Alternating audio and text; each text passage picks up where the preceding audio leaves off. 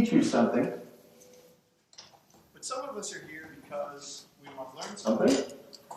We think that it might be a good idea to be awake, to be authentic, to be audacious. Some of us are here because we already feel that. We already feel as though we're awake. We feel as though we are living our authentic life. And then there are some of us who are here, and we really don't know why we're here. We felt maybe a pull or a nudge to come. Maybe there was a question in the back of our mind that was nagging at us, and we thought maybe we could get it answered. And to me, that's the most exciting group. The ones who don't know why they're here. Because what I believe is that if that's what's going on for you, I believe that life is calling you to awaken. I know my own experience was similar to that. I spent a long time not really sure what was wrong. There was something that was changing. There was something that was different. There was something that was just kind of nagging at me. And so I'm really excited for you to be here. I'm very excited for you to see all of the other speakers and to learn some things and to hopefully come away with some things that you can practice in your everyday life that will help you be awake and authentic and audacious.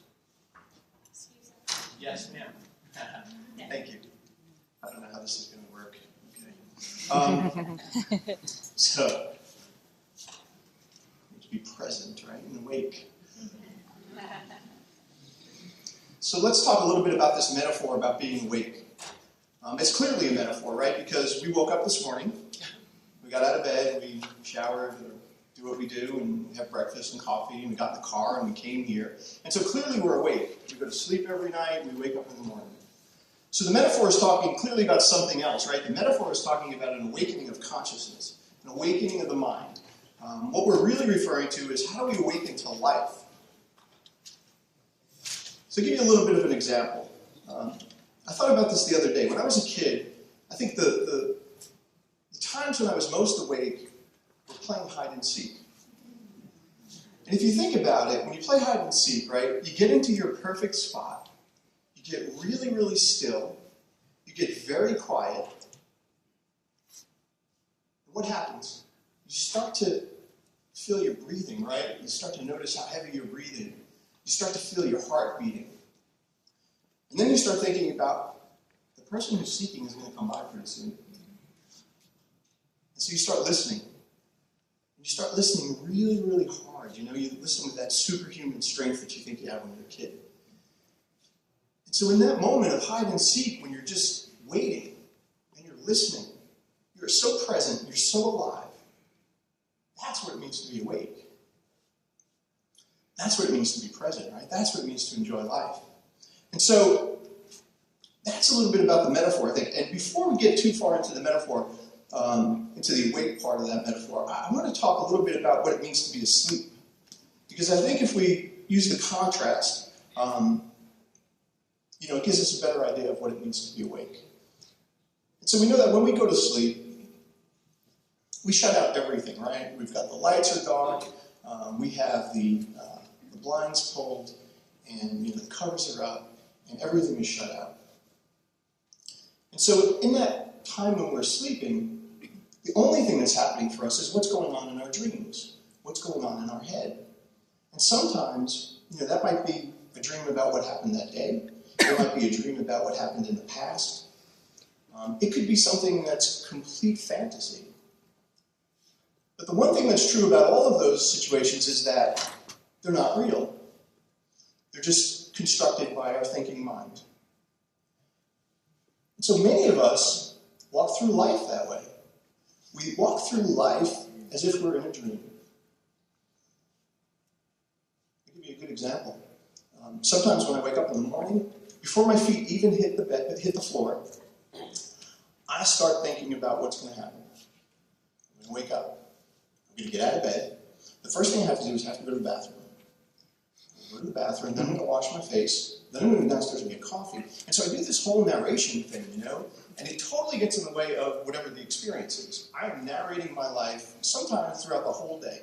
It's what am I going to do next? Now I'm doing this. Oh, that just happened over there. And so I get caught up in all of this thinking in my head. Sometimes it carries through to my reactions. And so when something happens, I'm conditioned to respond a certain way. When she says that, I get angry because my dad said that to me once, and it made me angry. So that should be my reaction. When this happens, I get afraid. Because I always get afraid when that happens. And so those may or may not be the right reactions. But the one thing is for sure is that they are responses to our habitual mind. They are responses to our thinking. And so once again, that gets in the way of what the real experience is, because now I'm not experiencing what's happening, I'm experiencing what's going on in my head. This happens with feelings as well, right? Feelings come from our thoughts. And again, it's, when something happens, I feel a certain way. And sometimes I don't really allow myself to feel. Sometimes I just react. And so my feeling may be, anger may come out, but what's really there is fear. And if I don't pay attention to it, I don't know that. And so this is the part of the metaphor that's asleep, right? We walk through life, we're stuck in our head, and we're really not experiencing what's going on. I like to think about it, my experience of life becomes what I think about life rather than the experience. Right? My experience of life is what I think about life, not the actual experience. And that's being asleep. So now when we awake from sleep,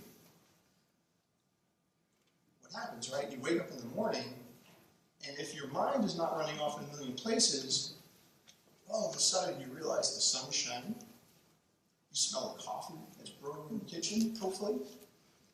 You realize that you're in clean sheets. It's going to be a good day. And so it's a feeling of presence, right? It's a feeling of this is my life. Similar experience when we awaken our mind, our conscious mind. Everything becomes much more real. Everything becomes much more vivid. The colors are brighter. The smells are more fresh and real.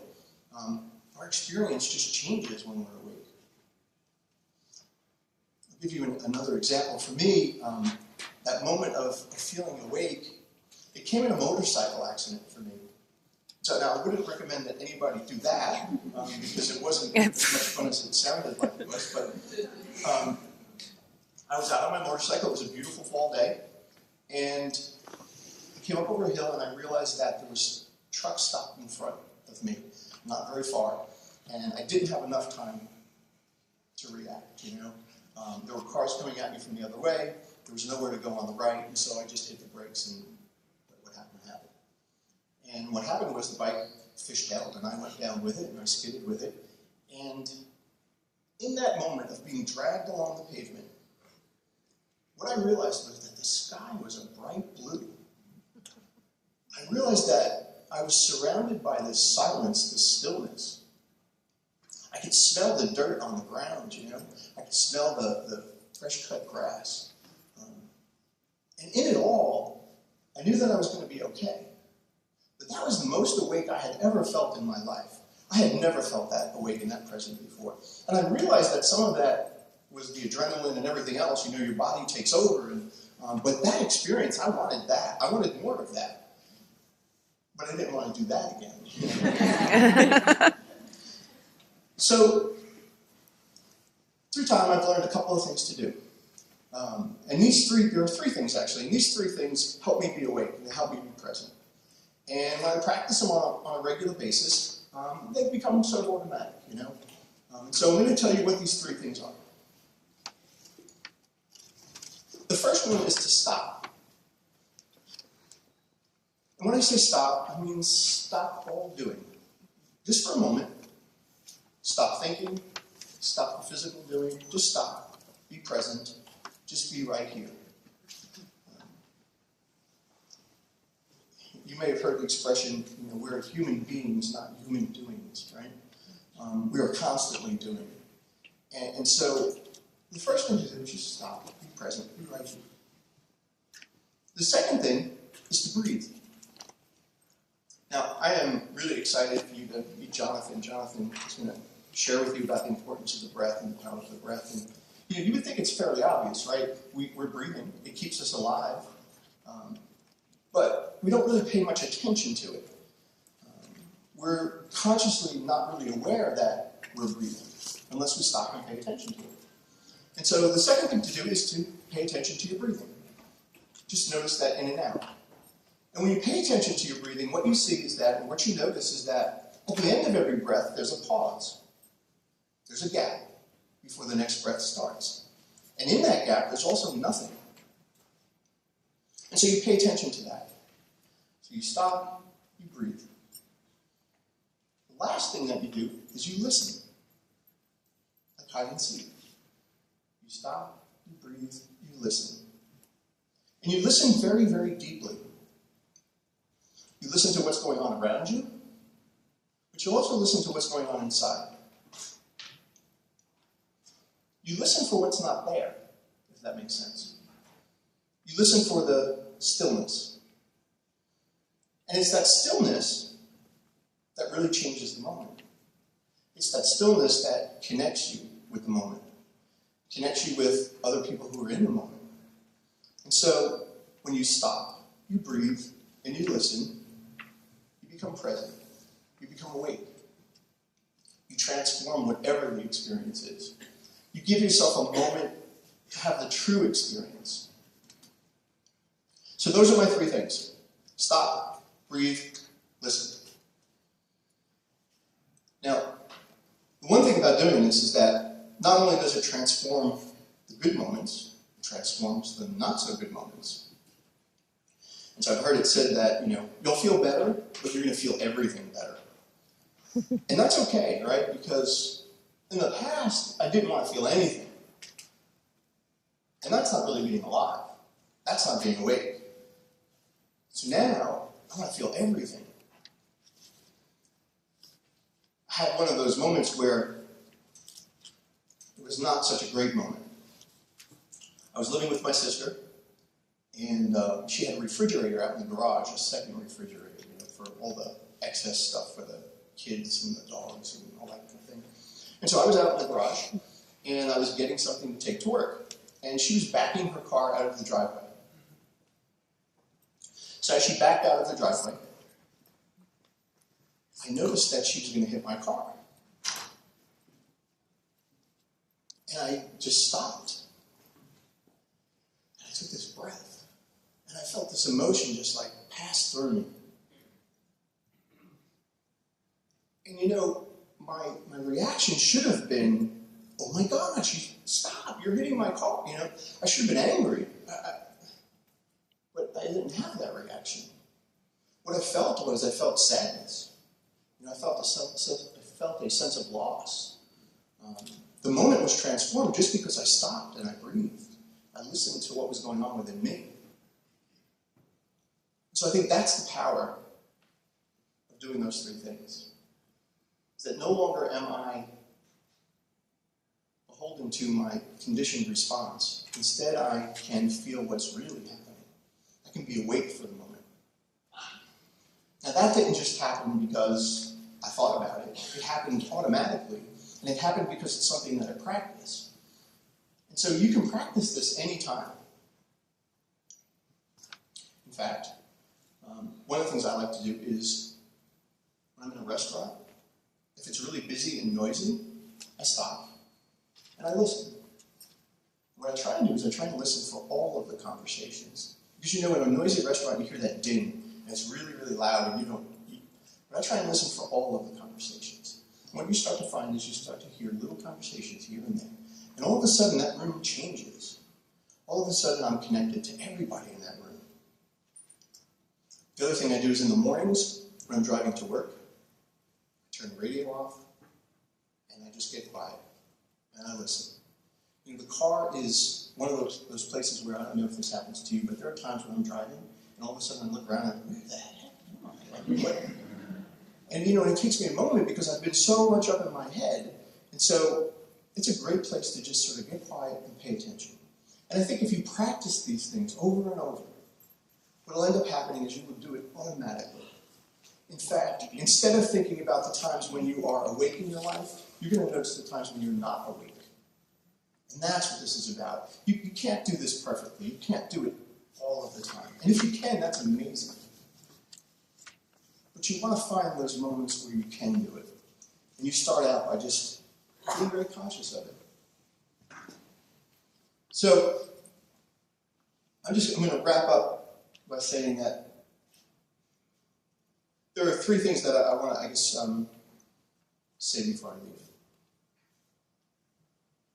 One is that you're here for a reason. This wasn't happenstance that you showed up here. There's something that nudged you to get here. There's something that pulled you here. Pay attention to it. Don't ignore it. It's real. The other thing I want to say is that if you practice these things, you'll be awake. And that is how life is supposed to be lived. Awake. So I want to thank you. I don't know if there was a third one. There might have been a third one. That's enough. I really appreciate your time. Have a great day. This is going to be a wonderful program, and I hope you enjoy it. Thank you.